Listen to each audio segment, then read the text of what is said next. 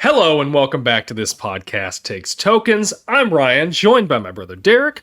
You've arrived at the show where we talk about everything we grew up with, everything we enjoyed, everything we didn't enjoy, but we're going to talk about anyway. Revisit. We're going to revisit it, yeah. So before we get into today's episode, we're going to do our retro ramble that we do every week. The question I asked you last week, my brother, is if you could go back and see one concert ever, what would it be? All right. I'll let you go first. Oh, you're going to let me go first. Okay. I'm going to be a gentleman and let you go first. All right. Well, I should preface this by saying that I'm not big on concerts. Never have been. Never been huge on concerts. I romanticized them as a teen. I thought they sounded like a great thing to do. But once I finally got to go and do one, I just found it to be too much. It was just too loud. It's too expensive. It's distorted. The energy was all wrong. It's just a madhouse, and I never enjoyed them. I have enjoyed a few. Don't get me wrong. But you're so far back. In that part, I'm like, what's the point? Like, I'm too far away. I'm having to watch the concert on a monitor. I don't like that. Yeah. So the ones that I do like are smaller, more intimate. Like whenever I've gone to see friends' bands play locally. Mm-hmm. Those I found to be much better. Anything like big, like we went and saw like Korn, Family Values Tour, back whenever me and Allison first got together. It was like one of the only concerts we went to. And it was just, I didn't enjoy it. It was awful. Yeah. Like it was it was so loud and distorted. Like you couldn't hear clearly what was happening. It was just, there was so much distortion because the speakers were so loud, and we were pretty close. And the crowd, like everybody was standing up on their seats, which means that you then had to stand up on your seats to see, to hopefully see over everybody, which is a little cumbersome. And I don't know, like I said, we just didn't find it enjoyable. We left and I was deaf and vibrating for days afterwards. But I digress. Like I said, the smaller ones I do enjoy. Like whenever we've gone to see local bands, small bands, things like that, those have been a little more enjoyable.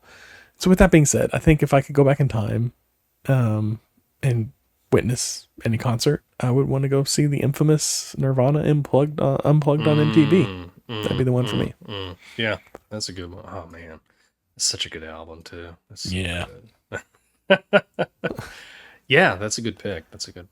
And I'm with you. Like, I've gone to some concerts. I've been in bands. I've played at concerts. Yeah. But, vastly different thing being on stage than it is to, listen. But yeah, behind the speakers as opposed to in front of them.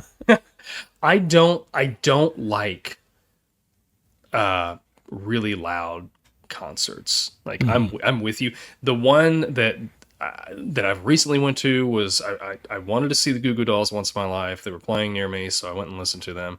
And I intentionally got seats that were towards the back, but it was like stadium seating, so I could still see. And it wasn't super loud, and they were great.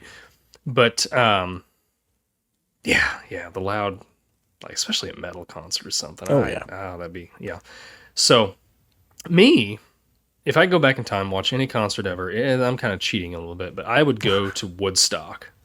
Ooh, yeah. I thought about that. Yeah, just check it. Just go to not Woodstock 99.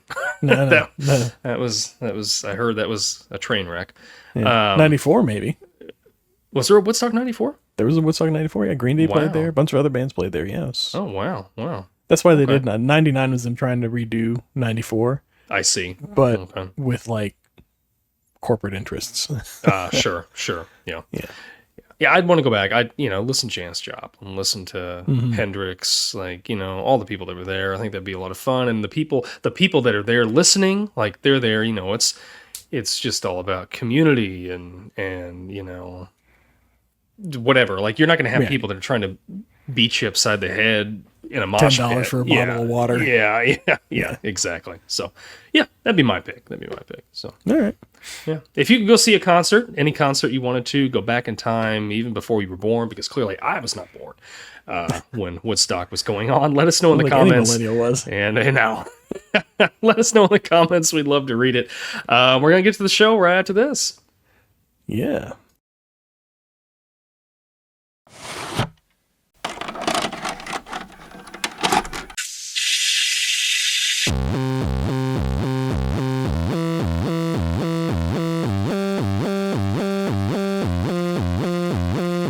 your local video store card, a comic book in your back pocket, games with no tutorials, music you had to discover, and drinking water straight from the hose. These are the things us millennials remember fondly. We are the Jennings brothers. Join us after the streetlights come on as we race our bikes from the top of the hill right down memory lane. Exchange those quarters, because this podcast takes tokens.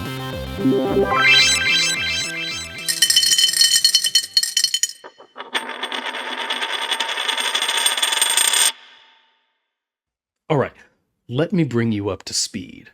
My name is Ryan Jennings. I live in North Missouri, not too far from Kansas City. Excellent. I've had plenty of jobs, maybe one I'd call a career, but let me put it this way. I go to work because I have to. Okay, so I still play with things I did when I was a kid, which I admit some people might think is bogus and sad. However, I do have an internet radio show and a YouTube channel, and I still know how to party. But what I'd really like to do is work on this podcast takes tokens for a living. It might happen. Yeah, and monkeys might fly out of my butt. Yeah, we're talking about Wayne's World today. That was great. Yeah. Wayne's World. Party time. Excellent. Diddle, diddle, diddle, diddle, diddle. Released. This is a Valentine's Day movie. Oh. Released February 14th, 1992. It's a good Valentine's Day movie. I couldn't believe There's it was a romantic 92. love through line. Oh, yeah. Yeah. 92, yeah. I'm with you there. Yeah. I was thinking like 94, 95, but yeah, 92. Same. Yeah. Now, I don't have it pulled up here. I would imagine Wayne's World 2 came out around 94, 95, but Yeah, that might be right.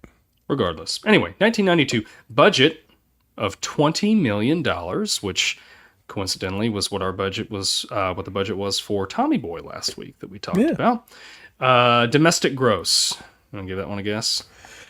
I'm thinking, well, they had the Saturday Night Live push. Mm-hmm. I'm going to go around 40 mil. Okay. About worldwide gross. Oh, I was thinking it was the same back then. I didn't think there was a difference between them, but if there's a difference, then I'm going to say 50. Domestic gross was 121 million. Wow. Worldwide was 183 million. Okay. Yeah, they earned that sequel. Yeah, they did. Wow. Totally did. I'm shocked. Yeah. I'm shocked. Like, comedies just don't, like, they don't typically, like, I guess, like, every once in a while they do hit. Yeah. They do hit pretty big, but yeah, wow. I think it's the SNL push. Yeah. Right? That's For got to sure. be it. Yeah. I mean, because this isn't a brand new comedy. Like, you've seen these characters on SNL before. Yeah. And this has been, like, this was a popular skit. They did it several times. Yeah. Yep. For sure. Rotten Tomatoes, tomato meter. What do you think the critics thought of this movie? I don't think the critics liked it. I'm thinking 45. Okay. What about popcorn meter? I think the fans liked it, but I don't think they liked it as much as I did. I'm going to give the fans a 75. Not too far off on the fans. Tomato meter was 79%. What? Yeah. Wow. Excellent. Yeah. Popcorn meter was 84%. Wow. So a little bit higher, but the fans and the critics were about dead even there on this one. Yeah. So, yeah. I'm surprised I'm surprised the critics were so in favor. Like, Yeah. comedy's like a hard thing to hit for them, but I guess, like, I mean, there's a reason why this is like one of my favorite movies. So I mean, it's so classic, right? yeah, Like, it's so quotable, and yeah, it's fantastic. Yeah. Man, I can't believe that. That shocks me. I know it's a good shock. It's a good Yeah, shock. yeah, it's good. I'm pleasantly surprised by these. Every time you pick them, it's like I gotta start aiming higher, I guess. Yeah. I gotta start having faith in humanity. I don't know. So we got Wayne's World here. Yeah. Which do you think this is Mike Myers' best original character? Well, see, that's debatable. And it's debatable in a way that I don't know that you realize. Okay. Is this Mike Myers' greatest character that he's developed? Yes. Is Austin Powers more popular? Yes. Is Austin Powers his character? Debatable. There's a reason why we don't have a Wayne's World 3, and it's because of Austin Powers. I don't know if you've heard this, but apparently the fallout between Garth, Dana Carvey, and Mike Myers has a lot to do with Wayne's World, and Dana Carvey used to do an impression of Lorne Michaels that was very much so the Dr. Evil from Austin Powers movies, and apparently Mike Myers ripped that character off from Dana Carvey to do, like, they wanted to cast Dana Carvey in the Dr. Evil role, but Mike Myers thought it'd be funnier if he played both characters, and pushed for that, pushed out Dana Carvey. There was a whole thing. So they've patched things up since then. Yeah. But there was a rift for a while. This is why we don't have a Wayne's World 3. It's because of the whole Austin Powers Dr. Evil thing. Now, I talked through that, and I just realized that he stole the Dr. Evil, not Austin Powers. So I guess Austin Powers is one of his original characters as well. Yeah. So, well, I think Austin Powers is most popular, more popular, more known than Wayne Campbell. But I think Wayne Campbell is better, for sure. Oh, yeah, yeah. Now, I'm surprised you didn't say Love Guru. I've never seen Love Guru. I respect him too much to see it. I've heard it's the bottom of the barrel is what I've heard. Yeah. I haven't seen it, so I don't know. Now, I guess you wouldn't. Shrek's not an original character because he didn't create Shrek. He didn't create Shrek, which was originally supposed to go to Farley. Oh, yes, I had heard that. Yep. Yeah. So another one that, like, but he took it in a, like, you if you've ever heard, like, they did like a rough screen test with Farley's voice, reading some of the lines, and it's completely different. Like, Myers gave him the whole Scottish accent, backstory, and a lot of stuff to it, and did a lot with it. But anyways, Wayne's World. Wayne Campbell, I think, is my favorite Mike Myers, for sure. Oh, yeah. Is Wayne Campbell. Oh, yeah. There's no doubt in my mind. He's there's no debate. No. It's just, I don't know. He's the everyman. This and How I Married an Axe Murderer are, like, my two favorite Mike Myers movies. Yeah. So we get 2 Rob Lowe movies in a row here. Last week did Tommy Boy. Yeah. I meant to go back and see, like, was he in any of the other ones we covered for the Best Bud Summer Rewind? I don't think he was. I don't think that he was. I can't remember off the top of my head all the other movies, but I'm pretty sure this is the only one that he was in. Like, Encino Man, maybe, but I don't think he was in Encino Man. That's the only one I was thinking like he could have possibly been in. Yeah. But I don't think he's in any other ones. Unless he had, like, a voice part in Goofy Movie. I don't think he did. Yeah. That'd be pretty cool if he did, though. A lot cooler if he did. It'd be a lot cooler if he did. So, what do you think? Do you think Rob Lowe's? Well, he basically plays the same character in both movies, but which one is better? Oh, he's playing a different character here. Like, I mean, he's still the heel. Well, he's still the jerk. Yeah, he's still the heel. But he's, like, high class. Like, he speaks multiple languages. The other guy was a little more, like, I don't know. He was just kind of a D-bag. Yeah. And this guy's got, like, a little more depth to him. He's a little more rounded out, I should say. Mm-hmm. You know, like, he speaks multiple languages. And, he's got, like, kind of a way with ladies. He knows how to. He has decorum. He knows how to present himself. He's a fast talker, and I don't mean like he delivers lines really fast. I just mean like he thinks on his feet, and he knows how to like talk to people. Like whenever he's talking to the Noah's Arcade guy, and he just keeps like kind of twisting things back around to bend to his will, and he's like, oh, that would be a good idea. Yes, let's do your thing, even though like that's what he was pitching from the beginning. Like, yeah. He's sleazy but polished. A little rustle in the background there. So. No, that's all right. Yeah. No. Gosh. Yeah. Do you think he would have gotten Cassandra if he would have just she's too smart. If Wayne's not in the way, you don't think so? No, even if Wayne had never been introduced into the picture, Mm-hmm. she's way too smart for that. She would not have fallen for his stuff. Like, there's a reason why the opening scene is he's in bed with this girl that he picked up that works at like a Shake Shack or something like that. Yeah. Because that's the only type of girl that's going to fall for his stuff. Like Yeah. a smart, self-sufficient woman isn't going to be like, oh yeah, this is the guy for me. She's going to see right through all his BS. Oh, yeah. And I think maybe she was during the movie, Yeah. right? But he's giving her like, you know, trying to get her, you know, a record deal or whatever, and trying to advance her career. So it's kind of one of those things like, do I just string? I don't want to say string him along. I don't know if she ever really like reciprocated anything to him. Oh no, I think she picked up that he was into her, but she was like, I'm gonna lay it out from the beginning, like from the very beginning, like the first conversation. She was like, you know, I think she said something like, "Oh, I bet you think that line works on a lot of girls," or something like that. And he's like, "Oh no, I'm not trying to pick you up." And he's like, "Yeah." She's like, "Yeah, sure, you're not." Yeah. And from the beginning, she's very clear. You know, I'm not into that. I'm here for my band. Because he's even like, you know, do you have a number where I can reach you? She's like, we got flyers at the front. You can contact us. Yeah.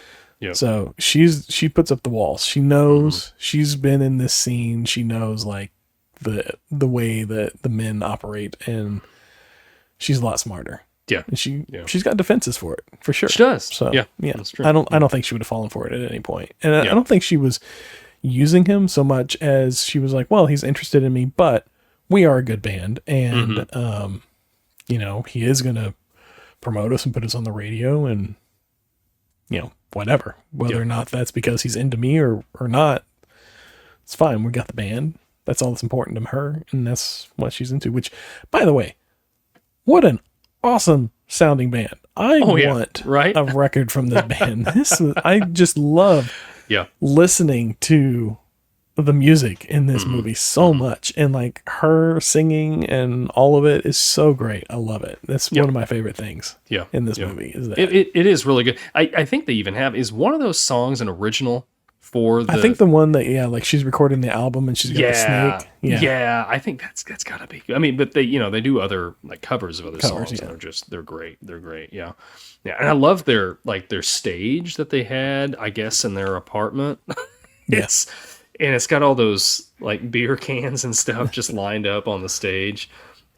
How are they affording this though? Like, are they making that much money to be able to have like? That's what she said. Like, she said they're having a rent party. Like, that's what she invited Wayne to. Is she called it a rent party? That's where they throw a big party to cover the rent. Yes. And like everybody pays a cover charge, and they come in and they just party. Yeah, which is a fantastic idea. I wish I would have had that idea. Yeah. Oh, yeah. A rent party. If we should have just watched this movie more, we would have been right. I did. I never picked up on that. This is the first. This viewing was the first time where I picked up on her saying rent party, and I went, "Oh, that's what that is. That makes a whole lot more sense." Because like I never realized until this viewing that where she was living was also where they were playing, and like her room was just kind of like a corner of that huge loft that the whole band was like living and working out of. Yep. Which is crazy, but man, that would have been a fun thing to be a part of. Oh, sure. You know, like in another life type of situation, but you know, man, that would have been a lot of fun to hang out and just like be a part of that scene for sure. Like that just seemed like so much fun hanging out with them, and I don't know. I might avoid the crappy Beatles, but other than that, are they any good? They suck. They suck. Which Meatloaf was in this too. That's great. I love the Meatloaf cameo. Meatloaf and Alice Cooper. Yeah. Oh, the Alice Cooper thing. Now let me tell you what. We were talking about concerts at the beginning of the episode. I have had the privilege of going to an Alice Cooper concert. Oh, really? And he puts on a show. Oh man. Oh, that was an awesome show. Yeah. And seeing him in this movie do like he's that persona on the stage, and then in the back, like when Milwaukee.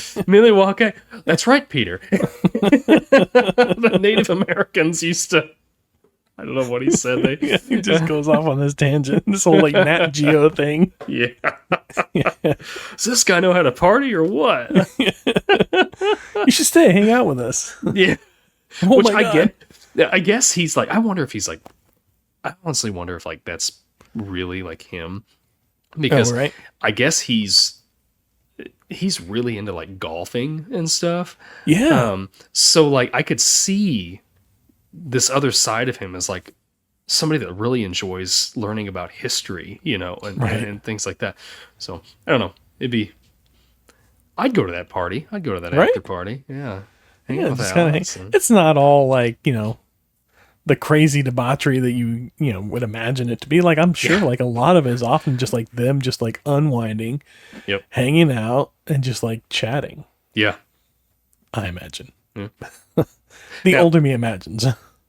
would you, if you're going to go back to the, backstage to an Alice Cooper concert, would you be showing your VIP Oh, absolutely. badge?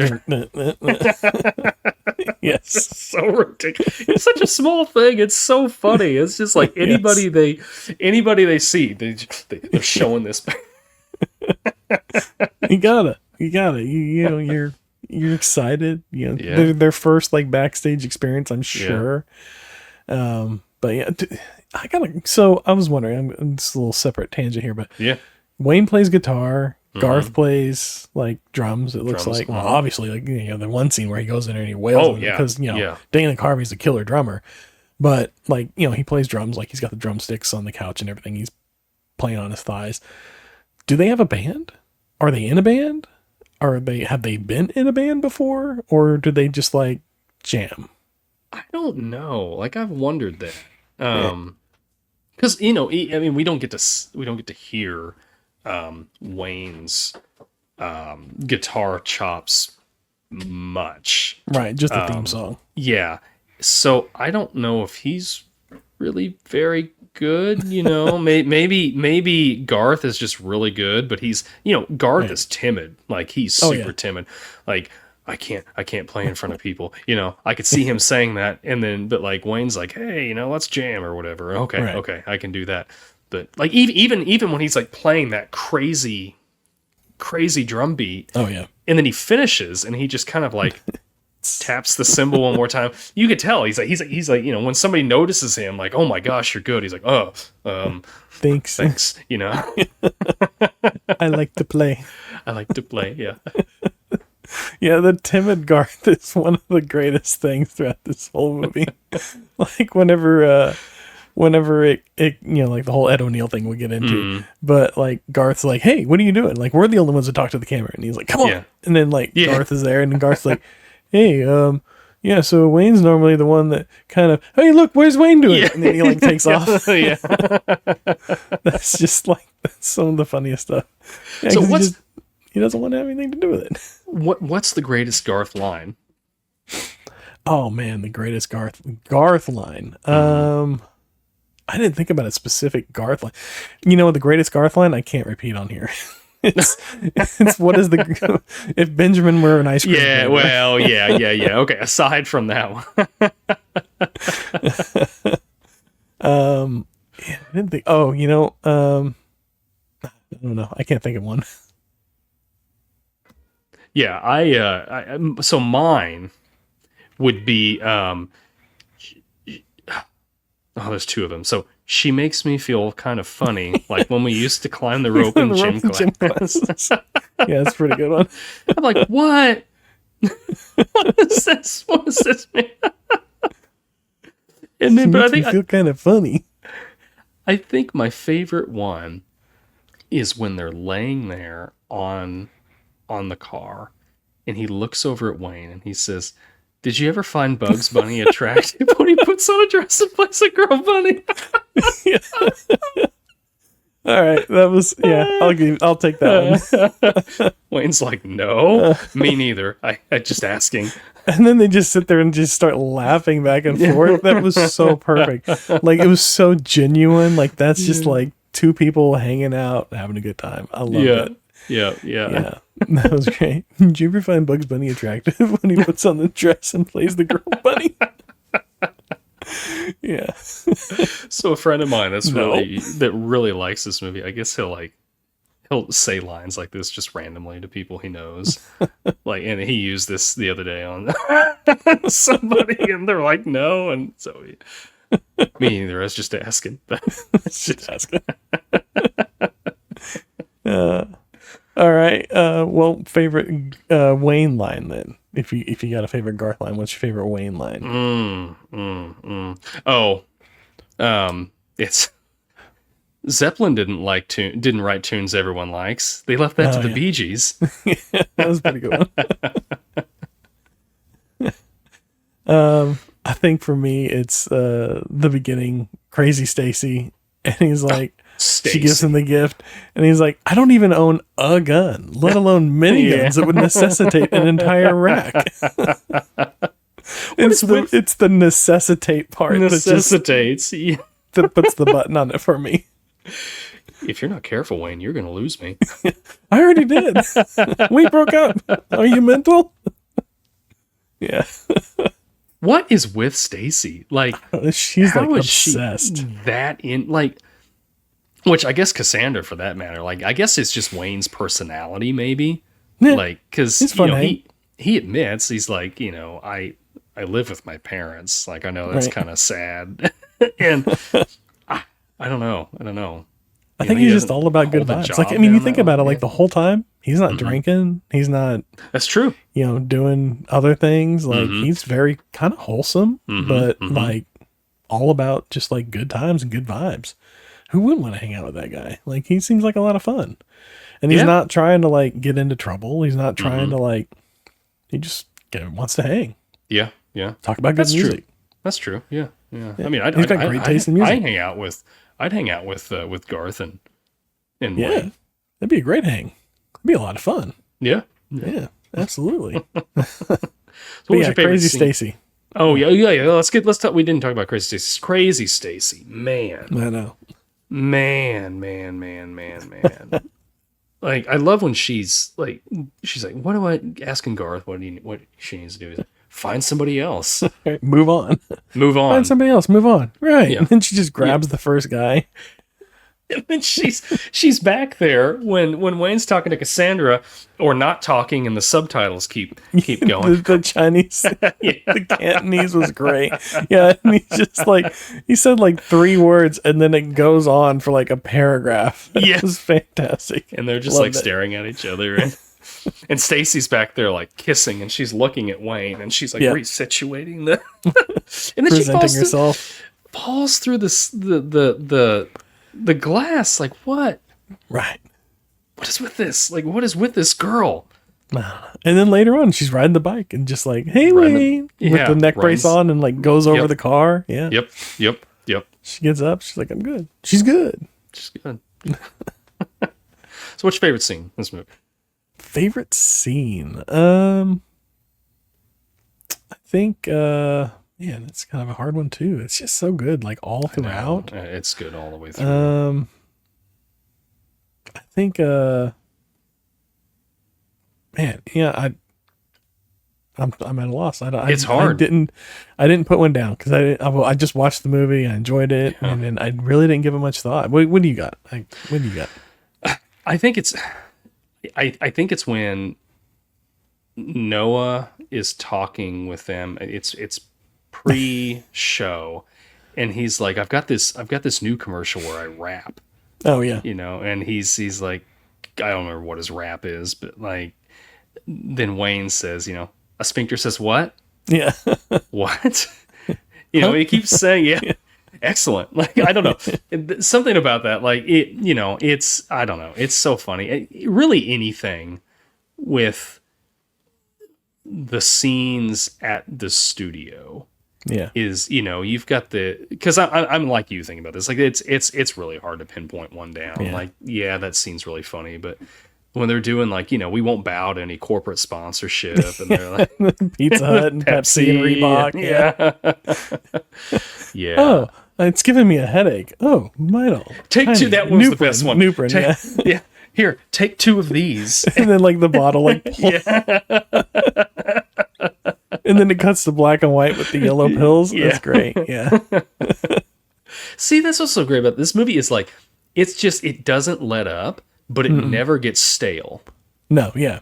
It's not like, like we talked about Loaded Weapon a couple weeks ago. Like that, they just keep firing until they hit something that's funny. There was like several shotguns going off at once. Yeah. This is very like precise. Boom, boom, boom. And it's gosh. It's just so funny, just all the way through it.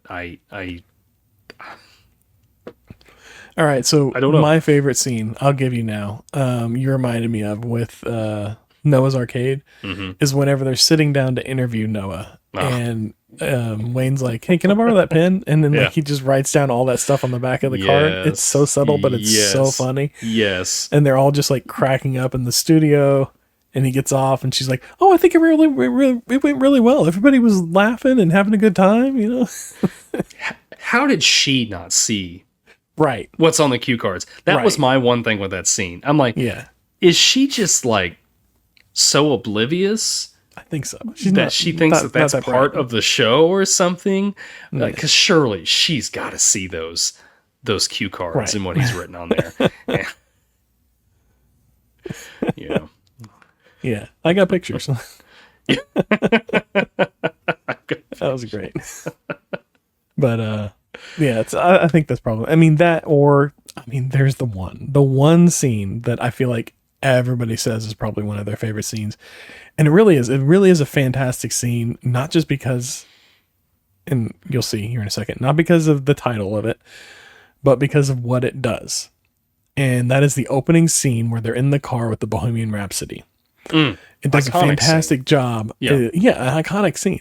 But it also does a really great job of introducing all the characters. Like you kind of like, you learn a little bit about them. You kind of learn a little bit about the area. And like they even like pause the music for a second, get out of the car, you know, check on Phil. And Phil might have been partying a little too hard. Get him in the car, you know. And then there's that whole Bohemian Rhapsody sing-along, which is fantastic. We saw this repeated in another movie, Loaded Weapon. I think Loaded Weapon 1, they repeated it at the beginning, the end of Loaded Weapon 1. Oh, at the end, you're right. Yep, they did, yeah. Which came out like a year or two after this. I think so, yeah. And it was just such an iconic scene. Like, we've seen it repeated in a couple other movies. And because it is like, man, I never heard of Queen before that. And then that scene, you know, you hear that song and you're like, this is a fantastic song. And then you start going back and you start looking into Queen. You're like, oh my God, this band is fantastic. Oh yeah, they were fantastic. Yeah. And so many great hits. Yeah. And they had the Greatest Hits album too that came out, I think, right around this time. So like everybody was getting that because it had Bohemian Rhapsody on it and all the other stuff. But yeah, like that scene though is I think the reason why Queen lives on. I think without that scene, we wouldn't have the Queen Renaissance that we had through the 90s and 2000s. And I would go as far as to, for iconography, putting that up there with like the Boulder and Indiana Jones, like something that's that recognizable. If you just see like a still shot from that scene, like, oh, that's Wayne's World. Like, absolutely. You know, it's so iconic and it's so good. I could watch it over and over again. Oh yeah. Yeah. Give you no hurl guarantee. No, that's right. That's right. Here, if you're going to spew into this little solo cup. So he folds back up and puts it in his pocket. I love it. He's carrying around this little solo cup. I've seen that in a couple of movies around this time too. Yeah. Like people just like carrying around little like paper cups. Like was this a thing? Like I don't know. Need a drink somewhere. I guess you get something to drink. You're gonna hit a water fountain. It might be easier, I suppose. I don't know. Maybe you're onto something. I should have been. There's so many times where you go to the water fountain, it just comes up like an inch. Yes. Yeah. I would have killed for a little solo cup. So Michael, is it DeLuise? Oh yeah, DeLuise. Yeah. Yeah. He's had a great year this year. He's in this. He was also in Encino Man. Both the same year. Right. He's kind of playing the Link character here more so. He is a little very, bit. Like, I liked California, his character in this. Yeah. He's over there chatting up Noah's wife, and he's like, "Hey, how you doing?" Yeah. And then he's like, "Noah, your wife's kind of hot, or whatever." Yeah, if I may say so. Your wife's a babe. Like, that's what it was. Thank you. Do I frighten you? Right. Do you want me to? Do you want me to?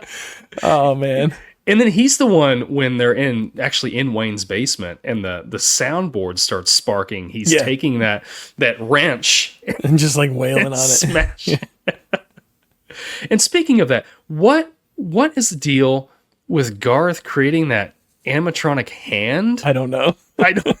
I think he just had access to things, and he was like, "I'm gonna kind of fool around with this Yeah. stuff," and then just like started like making things because that's what he like. He's got all those little like gadgets at his home. I think he had more in the Yeah. second one, but you kind of see some in the first one. Well, the satellites and all that stuff. Yeah, and he was tinkering yeah. with the satellites and all that. So yeah, I imagine like he probably helped set up that soundboard and everything, and he's a I don't know, tinkerer, yeah, engineering mindset, I'm sure. Yeah, but yeah, building that little hand. I expected that to come into play somewhere, but it didn't. I'd stop it though. It's almost like I'm looking at it like is it becoming sentient, and he's just like, yeah.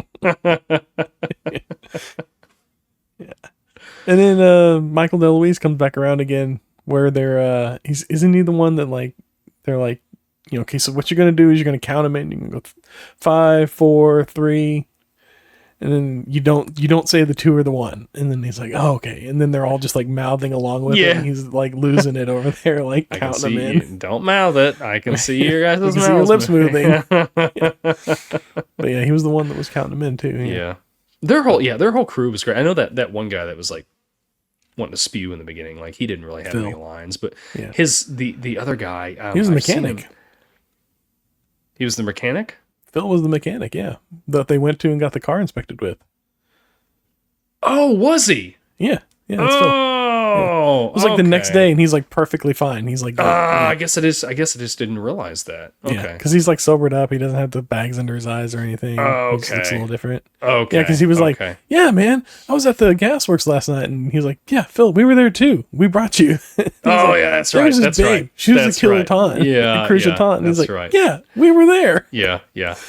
But yeah, I love that scene where he's like, all right, that's going to be like $42.50. And he's like, really? That much? He's like, yeah. He's like, oh man. Well, okay. Well, and then like they start handing him some money. He's like, yeah, okay, but we're going to need more. Yeah. A little more than that. More than that. Yeah. Okay. Yep. Keep coming. Yeah. That's good. Yep. Okay. A little bit more. And then they just like, he's like, oh man, you got me over a barrel here. And then you go over to Garth. But no, that was so many favorite scenes. Wayne hands him a pack of chewing gum. That's He's like, nope, not that. Then Garth just uses that. Drills that car. Yeah. That's another scene. Like, there's just so many good scenes. Every scene is so good. It's just nonstop. Everything's. Yeah. What was with Ed O'Neill's character? I know. I was just getting ready to say, let's talk about Ed O'Neill for a second.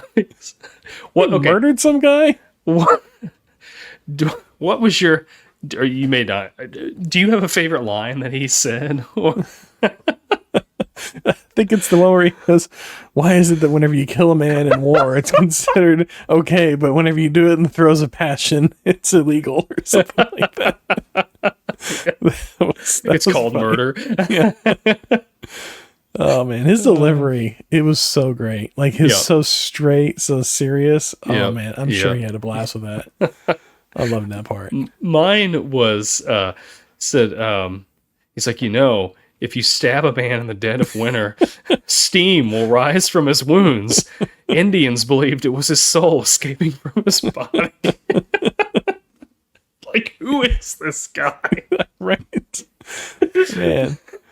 He's got a history. I want a movie based on that. Like, right. That's like, what is his character? He's going for like kind of a Clint Eastwood vibe, but yeah, it was great. So we see Ed O'Neill now, and don't get me wrong, he is great in Modern Family. He's one of my favorite characters, but like you forget like just how funny he can be. Like that role is very funny, but then he does stuff like this, and you're like, we're now just rolling because of it. Like. And when he was in Married with Children, like he was funny in that. Like he's just he had that movie back then, Dutch. I always liked that one. Oh that yeah, funny. Yeah. He played like the stepdad, had to go pick up the kid. Kid didn't want to come with him. That was a good one. Yeah, he's got like a long career. Yeah, and he was like a football player before he was like an actor or something like that too. I think that's right. Yeah, you think he played a couple seasons like professionally or something, but crazy.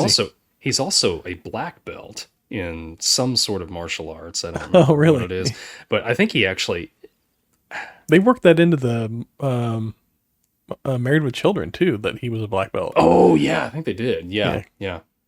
I think I saw somewhere it like I don't know the validity of this if it was true or not, but like it was saying that I think he has a higher, I guess, ranking than like Keanu Reeves does or something like that. With that, I don't know. It's All right. just a different character, Ed O'Neill. Yeah. Ed O'Neill. Yeah, just need to see more Character of for it. sure. Yeah. Yeah. What's your favorite ending on this? Oh, well, it's gotta be the Scooby-Doo ending. Oh, yeah. Yeah. The first It was one's Old awful. Man Withers. It was Old Man Withers. What? Although the first one was so dark, like Man. that look on Mike Myers' face as like the fire is building around him and the whole Yes. play, and it's all just coming down. That was so dark. Yeah. But fun. For sure. How about you? Yeah, I mean, that's the funniest one was the Scooby-Doo one. Of course, everyone likes the happy ending, and I like how they just all kind of get together, and even Rob Lowe's like, what did he say? He's like, you learn something about each other. Yeah. I learned that money and such and such can get you far in America. Yeah. Or something like that. I Yeah. can't remember exactly. Yeah. Yeah. But I thought it was clever how they have the three different endings, Yeah. And because ultimately it doesn't matter. no. Mm-mm. Now, I can't remember. Is Cassandra in the second one? Yeah, I think so. Is she? Okay. Yeah, maybe I think so. I can't remember. Okay. You're right. I can't remember. Yeah, let's look here. I can't remember Tia either. Carrere? Yeah. Wayne's World. Yeah. Well, I mean, like, we were all in love with her back then. Yeah, she isn't. Had to come back. Yeah. Oh, and Chris Farley reprises his role in that. Yeah, Chris Farley was in security Wayne's World. Yeah. Yep. Yeah, I forgot that he was in the first one. Like, I Yeah. remembered him in the second one because he had such a bigger role. But then I'm watching Yep. the first one. I'm like, oh yeah, he played he had that little bit part as the security guard that had way Yep. too much information. Yep. Yeah. Yeah, I think even Stacy sure. came back. Maybe. I think that I'm looking through the cast here. I don't see her on. I see Heather Locklear on there. They talk about Okay, that's something I was talking about with my buddy last night. I don't know how much into detail I can get get into it here. But what was her name? That was the guest Jean's girl. We're going to give a Wayne's World salute to whatever. And she's a total tentpole. Yeah. It's just so. Oh my gosh, this movie. I'm excited to do Wayne's World 2 now. Yeah. It's so good. I remember watching this. I mean, so that's the question we haven't asked. When do you first remember watching this? Definitely like middle school. Like I was probably middle school. I got this movie and I just watched it so many times. Like this is my favorite movie from like my teen years for sure. Like I studied this movie like it was teaching me something about how to be funny and loved it. Like quoted it endlessly with friends and like I said, loved all the music. Had a lot of fun with it. Yeah. How about you? I think it was over at our Aunt Kathy's house. I'm pretty sure she had this on VHS. I remember watching it. Over there multiple times. I don't remember. I guess I don't know exactly when the first time was, but that was my first exposure to it.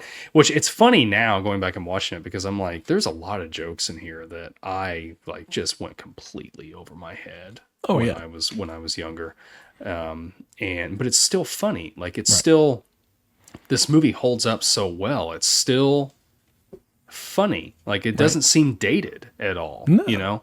And for a PG-13 movie, from the early '90s, a comedy, broad like appeal, audience appeal, it's pretty clean. Like as far as like the humor, I mean, it's like PG-13 humor. Yeah, but yeah. It's not like it's rubbing more up against the bottom of PG-13 than it is up against the R side of PG-13. Yeah. Like it's definitely like you could, teen kids could watch this one and I wouldn't be concerned about it at all. In fact, like we put it on to watch it last night, and my son was hanging out and everything. We're like, yeah, we're gonna watch this movie, and he hung out and watched like the first couple of minutes, and then he checked out, but he wasn't even really watching it. He was just on his phone the whole time. But these kids don't understand good movies. They don't get it.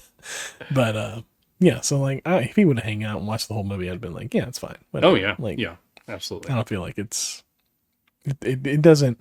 It's like I said, it's a clean comedy movie. Like there's some dialogue and some, I don't know, theming, I suppose, that might raise an eyebrow. Like there's certain lines that we're not going to repeat on here. Yeah.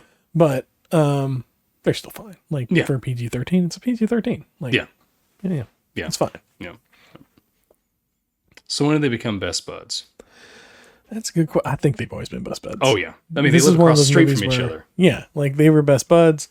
See, I feel like in this whole best bud summer thing, there's been one of two things: either the characters were best buds before the movie, and we don't really have a clear and present like when they became best buds, and they have a falling out and have to come back together again to round out the movie, or the movie is about them becoming best buds, and they become best buds at some point in the movie. And this is one of those. They were best buds before.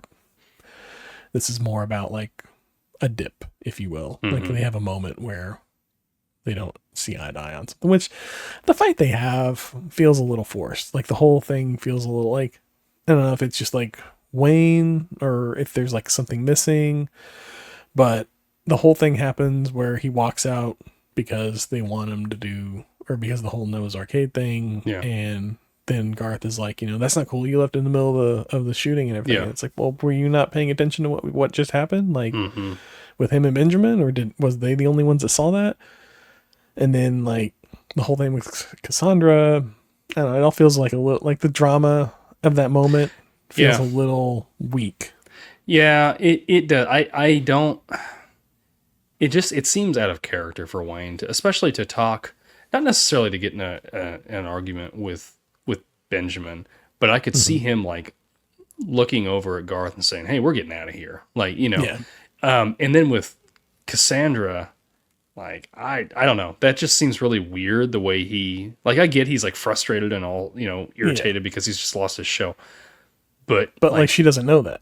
Yeah. And when he's like accusing her of like, being promiscuous or whatever. And it's just like, where did this come from? Like, did she, like, she never gave you a reason to think that way. Like I feel like there's a deleted scene or something that kind of like shape that out a little better. But by on its own, it kind of feels forced a little. It's a little weak. It's a little weak.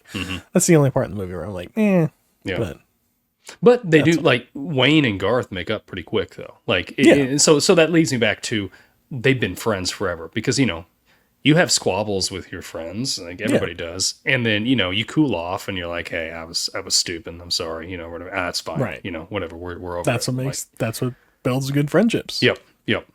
Absolutely. Yeah. Okay. So another great line throughout the movie is where they're doing the whole chroma key thing and they're in front of the green screen. And they're like, "Yeah, we can be presented from anywhere. Like, we can be in Texas or in New York." And then he's like, "I know where you're going with this. Hi, I'm in Delaware." It's just like, there's nothing great about Delaware. It was just so, I don't know. That the delivery kills me on that one. Hi, we're in Delaware. I loved the reworking of their theme song. Oh yeah, and it's like very Wayne's cleaned up. World party time, excellent. Like it was, and then there's that guy, the announcer guy. Party on, Wayne. Party and on. party on, Garth. And the look on Mike Myers' face at that point, like he's just Mortified. like, what is this? Yeah. It's so good. It's so good. I love how we're just basically just talking about the movie scene for scene, but that's fine. That's what it is. This is one of those movies that's great for that. It is. When they first get into the studio and they're like, does anybody else find this, or Garth says, does anybody else find this weird? We're looking at Wayne's basement. That is a little weird. Yeah, yeah. That was a haiku. Very good. Yeah. Yeah. But now, do you think that the I can't remember his name. He was the dude that was always in like the Windbreaker and everything. That he showed up with a flashlight when they Russell. were trying to Russell. When he disarmed him with the flashlight and he takes it like it's a gun does the gun. batteries. He's like, whoa, he's good. I like to think that he's like a permanent part of the friend group now. Oh yeah. I think he worked his way in. Yeah. He's cool. He passes. He's all right. Yeah. Absolutely. I like the use of breaking the fourth wall in this one. Like it's really well done, and like it's just the right amount. Yep. Like every time, kind of like Wayne or Garth, and it's really only Wayne or Garth. Like, and then Wayne even kind of like points it out whenever Ed O'Neill starts to break it, because Ed O'Neill's the only other one that does. Yeah. And then Wayne's like, "Hey, what are you doing?" Like, that's us. Like, it's me and Garth are the only ones that get to talk to the audience. Yeah. I like that part. Yeah. That, or whenever Wayne, towards the end, he just walks over and he opens the door and there's like a whole room full of guys like practicing to be assassins. I just always wanted to open a door and have this. It was great. I wonder if that was like a Mike Myers, like, I always kind of wanted this. We're going to work it in, like, type of thing. Yeah. Maybe. Yeah. But yeah, that was pretty funny too. Yeah. I like that part. Just an all around good movie. It was a good movie to end this little series on, I think. It's a mega happy ending. Yeah. Yes. Yes. So, how many of these arcades does Noah own? Do you think? Several. I don't know. Because, like, how much money is he putting into this, like, Wayne's World thing? Yeah. Like, for them to do this, like, whole setup and everything? Like, I don't know that, like, you're making that much as an arcade. Like, you gotta own, I would imagine, dozens of these arcades across California or Chicago area, wherever they're at. Milwaukee. Wait, where are they at? No, they live in Aurora, Illinois. Yeah, suburb of Chicago. Yeah, but they go to Milwaukee. Milwaukee. Yeah. Yeah, so I don't know how much he's making or how much he's putting into it, but he's putting in a lot of money, arcade money. Like, I don't know how you're making that much money. He's a millionaire, though. Yeah, he's a millionaire, right? But like, is business doing that well? Because this is the point where like console gaming is starting to kind of take over. But arcades are peaked here, probably. I would think. Yeah. But yeah, like, are you making that much as an arcade? You would have to own dozens of these arcades to be making that much money that you're sponsoring an entire show, which is crazy.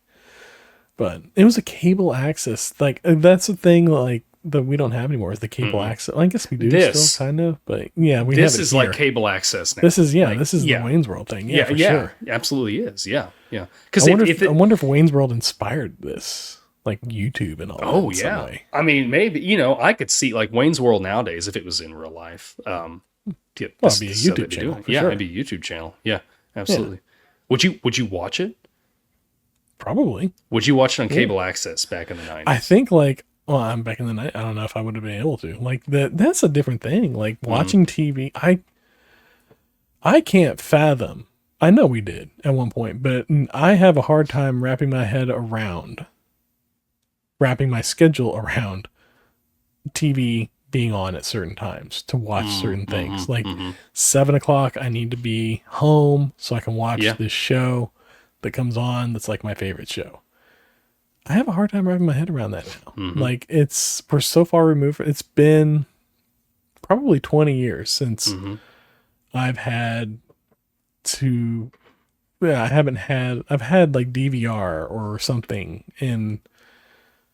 it's been probably 25 years now that I haven't had like some sort of like digital recording something or another to keep up with the shows that I want to watch, or just watching them on DVD or catching the, TV shows whenever they come out on seasons and on DVD back in like way back in the day. But and even before then it was like a VCR. I'd program a VCR, like at the beginning of the week I'd look at the TV guide and be like, all right, I want to watch these shows, program the VCR, put in a tape, and then I'd have the tape of the things from the week before and then the tape of the things that, and then you'd watch them. But yeah, like that's a crazy thought. Like I said, I know we lived through it, but I have a hard time wrapping my head around that. Like, need to be here at a certain point, right? Like, I guess like the Super Bowl, like that's probably the only thing I watch now that's like at a certain time, or New Year's. Yeah, that's it. But yeah, cable access show. I guess back in the day, I probably would have tried to watch it. I probably would have recorded it and watched it later. Oh, sure. It came on late. Yeah, it was like 11 o'clock or something, I think they said, when it was coming on. And although 11 o'clock, that would have, if I was at like teenage me, I probably would have stayed up. I stayed up and watched. I watched Saturday Night Live a lot. Yeah, I remember that. Back in the time. Yeah, I remember watching that a lot with you. Like when you'd come visit for the summer, we'd lay in we'd have those bunk beds and we'd lay in there and we'd watch SNL or whatever. Yeah. But yeah, I remember that. And I mean, I would stay up when I was in high school. I stayed up and I watched Leno a lot because I really liked Jay Leno. And then got into like Conan O'Brien. I love Conan, was so funny. But yeah. So I could see that. Like if I am living in this universe, and I'd be watching Wayne's World. You had to live up in Illinois though. Yeah, it's true. It's cable access. Yeah. Which, like, how much is Wayne paying to run this whole cable access? Because they're not sponsored, so it's coming out of Wayne's pocket. Can't be. I guess that's why he's living with his parents. I mean, it can't be much though, right? Like, right? I mean, but they got to rent that equipment. They got that like van that comes out with all the equipment and everything. That's true. And satellite That's true. dish. Yeah, maybe it is. Maybe he is spending a bunch of money on that. I don't know. I mean, none of the other guys are helping out with it, right? Maybe they chip in. Maybe it's like a government grant thing. Like they get, like the cable access channel or whatever needs programming, so they're like, we'll let you borrow this equipment you put on the show, and as long as you get decent ratings, you can keep it going, type of thing. Yeah. I don't know how it all works. Cable access. I'm curious. I don't know anything about it. I don't know. It's a thing of the past. I have no idea. Right? I mean, right? Like the YouTube thing, that's free. I know how that works. Yeah. Just record it and put it up there, right? Yeah, exactly. I don't think it's the same though. But yeah. Anyways. So you caught the T1000 cameo? Yeah. Which this isn't the only movie. I think there was like 3 movies around this time that he did like cameos of the T1000. Yeah. Yeah. He did this and Last Action Hero, and I can't remember what the other one was. I could have sworn there was another one, but I can't remember what it was. I can't remember. Yeah. That was like his role until like when David Duchovny left X-Files. What, no movie, you said? No, he said it was from one. He did it from one movie. Yeah. But he drank off that for years, for decades. Yep. Still is probably. Still is. I see him at like, I don't know. I'll just see like on online where they'll be promoting, conventions and stuff, and he's there signing autographs, and I'd go meet him. I mean, yeah. T1000. Yeah. Well, I'm about tapped out on Wayne's World. I think we've discussed every scene in this movie. Do you have anything else on it? I don't think I have anything more. I do have a question though. Yeah. Did you ever find Bugs Bunny attractive when he put on the dress and played the girl bunny? No. Why? I don't know, I was asking. Just asking.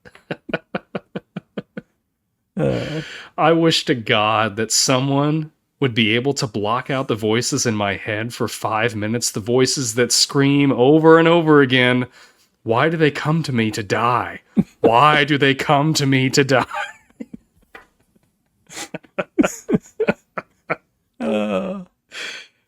Yeah. Infinitely quotable. Infinitely. You can just sit here and like repeat the whole movie for an hour and a half, and that's all it needed to. It's so great. It is so great. Like I said, one of my favorite movies. Anyways, stale popcorn. Stale popcorn here. Yeah. So before I was going to run down just a wrap up of our Best Buds summer here. Oh, yeah. With stale popcorn. So, yeah, if you're just joining us on this journey, so we started this 10 weeks ago, I guess. We've been doing this. Best Buds Summer, not the Best Buds Summer. Yeah, not the actual podcast. Yeah, our Best Buds Summer little mini series that we're doing on here. So we started with Turner and Hooch. Then we did Encino Man, A Goofy Movie, Rush Hour, Lethal Weapon, Loaded Weapon 1, not Loaded Weapon 2. Wedding Winners. Wedding Crashers, Clerks, Tommy Boy, and now we're doing Wayne's World. Which one was your favorite one? Ooh. Oh, I didn't know this was going to be a question. I know. I'm throwing a curveball at you. It's Wayne's World. It's Wayne's World. Hands down, Wayne's World. I mean, I look back over the list and I realized, what am I doing? It's Wayne's World. Wayne's World was my favorite movie growing up. It is still one of my favorite movies. I still want to go as Wayne Campbell to a Halloween party. I have wanted to do that costume for so long and have not. It's so simple. I just need a hat, a hair wig, and some torn up jeans. I have the torn up jeans. Yeah. If I given enough time, I could grow out my hair or I can get a wig. Yeah. But yeah, like black shirt, tuck it in. Yeah, You're that's good. it. That's so simple. I want a Halloween party to go as Garth or as Wayne. I need a Garth, but that's. I bet you get your wife to do Garth. Yeah, maybe. Yeah. That'd be a little weird, but yeah. Yeah, I think this one's tough. Yeah, because it's Wedding Crashers or this. Honestly, it's Wedding. I think it's Clerks is in there too. So this is what's throwing me off. It's Clerks, Wedding Crashers, or this. But if I'm at knife point and I've got to make a decision here.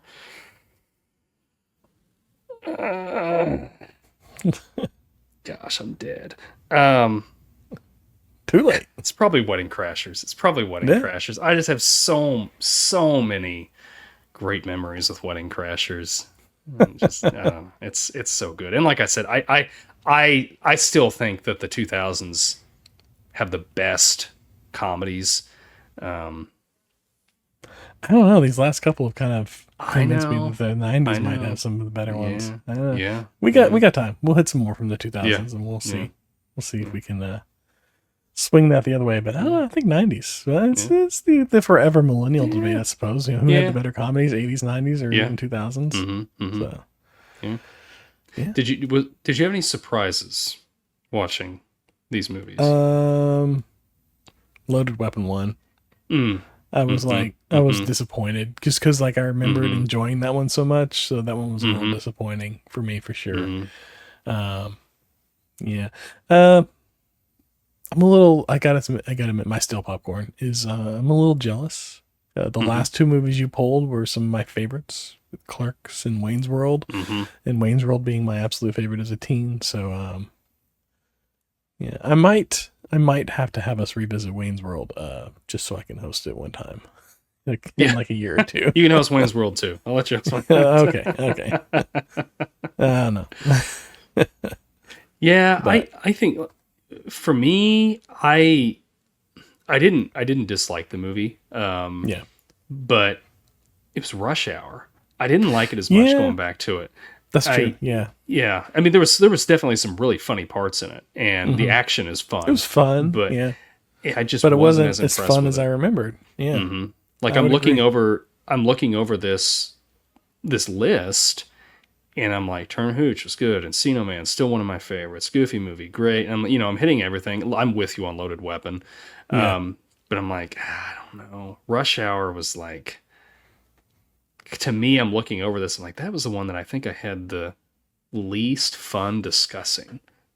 Not that it wasn't fun, but you know what I mean, like you just weren't enthused about it. Yeah, exactly. Same way. Yeah, I feel the same way. I feel Rush Hour was a little it wasn't as bad as Loaded Weapon 1, but it wasn't as good as I remember. Yeah, for sure. And I think we talked about that during the movie. It was okay. It held up okay. Yeah. I mean, really, it held up. I feel like it held up like it held up. Like, it held up. Yeah. Yeah. But I think my memory of it was a little romanticized. Mm-hmm. And that was the problem. Yep. I don't think it was different or worse. Mm-hmm. I just don't think, I think I remembered it more. Yeah. I remembered it being better. Mm-hmm. Yeah. But it's not like I remember anything that wasn't there. I just Right. had a fond, Just a flowed fondness different for when it. you're watching it again. And yeah. Yeah. It just didn't hold up. Yeah. Yeah. Some of them don't. That's how that goes. Yep. We should discuss our Mount Rushmore of movies that didn't hold up. Yeah. There we go. Maybe that'll be the next. I think we have a Mount Rushmore at this point. We've got, we do. The Mask. We got we Loaded definitely Weapon, do. Rush Yep. Hour. I don't know what else. We need one need more. one What else more. we got on Yeah, there? we'll have I to don't know figure what the that other one is. Well, I think it would be a top. It would either be like mine would be like The Burbs or something, and yours would be like, I don't know, like what was one of the ones that you said? There was one that we had that you were like, this is probably My Burbs for you. Or something like that. Yeah, I can't remember what it was now. But, yeah. Yeah. Oh, it was Empire Records. Oh, okay. Yeah. So it'd be a double-sided coin for that one. Yeah. Like, Yeah. Yeah. Well, let us know in the comments what your favorite movie was that we did. We'd love to hear it. So we love bringing these to you, and we'd love to know, what you like, what you don't like. Let us know what you didn't like. What movies did you not like that we did? Yeah. Any surprises, anything like that? Just let us know. So, right. Speaking of that, we're going to go into our Gum Under the Seat section. Yeah. Got a couple comments here. First one I'm going to go through because I felt really bad. Last week when we did the Tommy Boy episode, our friend Matt, who has been a loyal listener, was trying to send some comments to us, and they weren't going through from the Facebook page into our StreamYard where we record at. So I didn't see them. Matt, I am so sorry that I didn't see them, but I'm going to read a couple comments that he had from that episode. We were talking about, I was talking, I think, about how I don't care for David Spade very much. Yes. He said that his favorite David Spade movie is Joe Dirt. So we discussed Joe Dirt there. I remember enjoying Joe Dirt, so I might have to bring that one on here. Yeah. Well, I mean, like I said, I'll do a month where I do like Joe Dirt and Elf and I don't know, something else, and yeah, just make you leave the podcast. And he had a couple different comments on here, but another one that he had put on here at the end of the episode, I believe he's telling us to go watch James Gunn's Superman.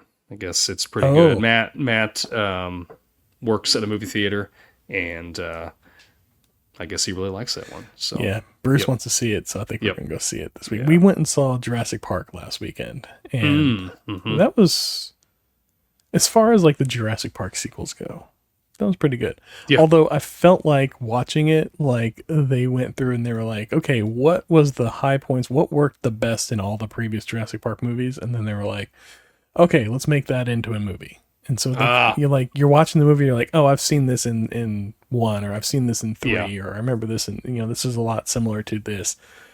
And there was that, but it was enjoyable. It was a popcorn movie. It was fun. But yeah, Superman, he wants to see it. I want to see it. I've been seeing these trailers for it, and I'm like, man, this one looks so good. It's either going to be really good or really disappointing. But I think we might go see it this weekend. I'm going to let you in a little secret. Not about Superman, but you were talking about Jurassic Park. Oh, yeah. I've only seen the first 3 movies. I haven't seen anything past Jurassic Park 3. Really? Yeah. Wow. I think we've discussed it before. I'm like, I don't know. When they start doing like remakes or sequels that are like super late in the game, like I just don't know if I want to go see them. I haven't watched the new Beetlejuice. I haven't. I don't know. I'm trying to think of some other stuff that's come out that I haven't. I gotta watched. admit, we went and we saw Beetlejuice 2 in theaters. Like I think I took Bruce. Me and Bruce went and saw it, and then it came home and. We were like, Allison wanted to watch it. So we were like, yeah, we'll watch it again from home with her. And then we watched it and I was like, it wasn't as good the second time. Like it was still like, it was okay. But like she watched it and she was like, that wasn't as good as I thought it was going to be. And I was like, yeah, like the first time I watched it, I thought it was really fun. And then the second time that I watched it, I was like, it was okay. Yeah. So maybe you're not missing much there. Yeah. No. I just it's hard for me to go back and watch stuff. Oh, Ghostbusters, I think, are the other ones we Oh watched. yeah, and I haven't seen. I've Those seen you gotta Ghostbusters watch. 1 and 2. That's what I've seen. You got to go watch The Frozen Empire and Afterlife. Those are so good. Yeah. If I could recommend any of them, it'd be those. That'd be those. Okay. Right. Okay. Other gum under the seat here was from Redonk 1740. Redonk. Like we were talking just a few minutes ago, it's also something that I discussed on the Wedding Crashers podcast, that I think the 2000s had the best comedies. He had commented, or she, the 90s win by far, and it's not even close. Yes. All right. I can't argue. I'm not going to argue with. I'm not going to argue with them about it, because the 90s has some great. Did he got bring some great receipts? ones. Did he list anything? No. No. Oh man, you got to bring receipts if you're going to bring that argument. What are you doing, my man or woman? Yeah. Who knows? Who knows? Yeah, I would agree. I need backup. I need backup before I can make that argument. Yeah. I'm on the fence, but I'm Wayne's leaning World. towards 90s for sure, especially after Wayne's World. Yeah, Wayne's World was Wayne's so much World. fun. So Tommy much fun. Boy. Clerks. Tommy Boy. A lot of fun. Yeah, Clerks, absolutely. Encino Mallrats. Encino Man. Mallrats. Yeah, goofy movie. A goofy movie. Yeah. Yeah, All that. mid. Let's just go down our list of episodes that we're going to be doing here. Yeah. I mean, we could. Yeah. All right. Yeah. Any final thoughts before we roll out of here? No, Wayne's World was excellent. Excellent. Zang. I don't even know if that's accurate. How much of that do you think was? You think he was actually speaking Cantonese, or was it just like gibberish? I don't I'll have to know. look up. I'll have to like hold up Google Translate to it and see. Well, because I know curious. that what's her name? Played Cassandra. She's. I mean, her parents could be of Asian descent. I'm sure they probably are. She's from Honolulu. Yeah, I was gonna say I think she's Polynesian or something. Yeah, so maybe she didn't even know Cantonese. So I don't know any. I know. Right? I don't know it for sure. Nah, yeah, absolutely. Yeah. Nope. I'm taking their word for it. That's right. I'm not arguing. All right. So, well, before we wrap up, retro ramble for next week. What was your first job? This one's simple. It's clean. What was it? How old were you? Where was it? What position did you have? Yeah. We'll talk about first jobs. Sounds good to me. Sounds good. All right. Well, that's all the time we have for our podcast. We hope you found it entertaining, whimsical, and yet relevant in an underlying revisionist coherence that beline the episode's emotional attachments to the subject matters. I just hope you didn't think it sucked.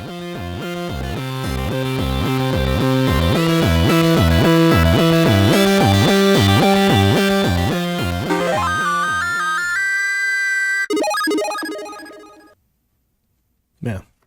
I'll cut it all together. We'll cut it in. The live crew is going to get a fun little whatever, but Yeah. That's how we make an episode. right. Sometimes we need a little Splice it editing. together sometimes. But if you're catching it live, you get to see all the messiness. Yeah.